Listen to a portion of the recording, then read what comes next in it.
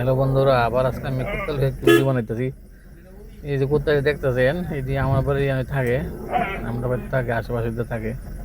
রাত্রেবেলা অনেক তারা করে সাহায্য করে আমরা মতো মানুষটারে।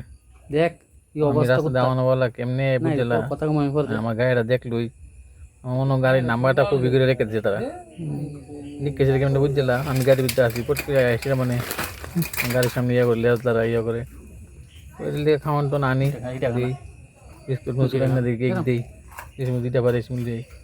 আর বিস্কুট কেক যদি না আনি, কোনো খাওয়ান না আনি, আমার গাঁতে বাইরে উঠতে পারবো আমি ইচ্ছা করে মায়া লাগাই দিয়েছে পুরা, তাহলে কেটে এনে খাওয়ান দিই।